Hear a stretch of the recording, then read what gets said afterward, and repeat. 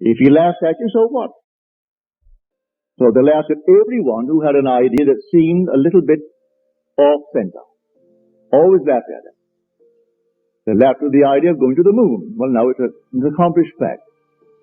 There are still those who won't believe it happened, because they don't want to believe that it ever happened. There are those who said you couldn't go down and actually live underwater. Now we have a submarine. There are still those who won't believe it. You can present them with all the facts in the world, and they won't believe it. So I tell you, you try it first, and if it proves itself in performance, it doesn't really matter what the whole vast world thinks. Go about your Father's business, which is yourself, and then live a full and wonderful life in this world of Caesar. And the day will come you will actually depart this world. I mean this age. Because those who are departing it now, unless they are awakened, they'll still find themselves in a world just like this. But those who have awakened, who have experienced the second birth, the birth from above, find themselves in an entirely different age, where they're all imagination. And they are perfect. And wherever they go, everything is perfect. You don't have to raise a finger to make anything perfect, because they're perfect. All things must conform to them, for they're perfect. That's heaven. So heaven is not an area, it's not a realm, it's a body. And when that body is awakened within you, which is the wonderful human imagination completely awake, then wherever you go clothed in that body that is completely awake, everything is perfect.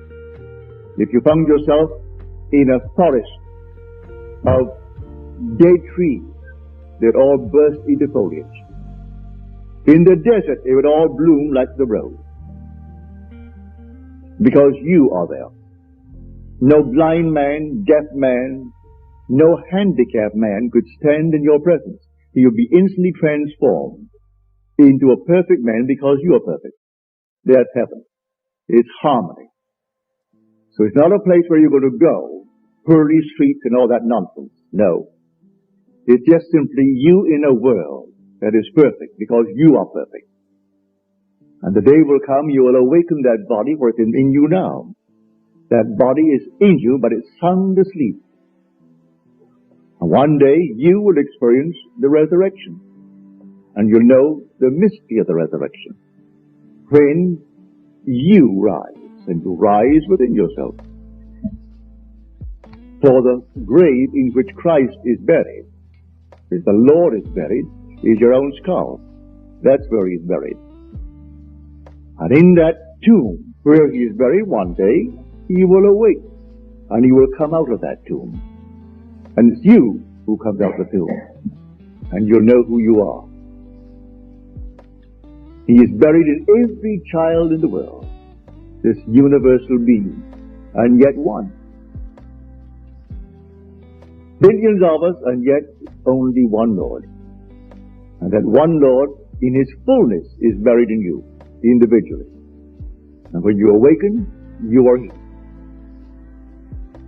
So tonight, take a go. Make it a lovely go, either for yourself or for another. For any time that you exercise your imagination lovingly on behalf of another, you're mediating God to that other. So, bring a friend before your mind's eye. Represent him to yourself as the man or the woman that you would like them to be.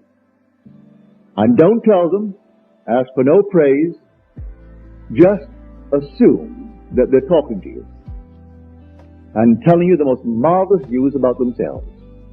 And you congratulate them on that good news. And go your own way. Believe in the reality of that imaginal act. It may happen tomorrow. It may happen the day after, or a week later, or a month later. It has its own appointed hour, and it is ripening, and it's going to flower. So don't be concerned. Leave it alone. And it will come to pass.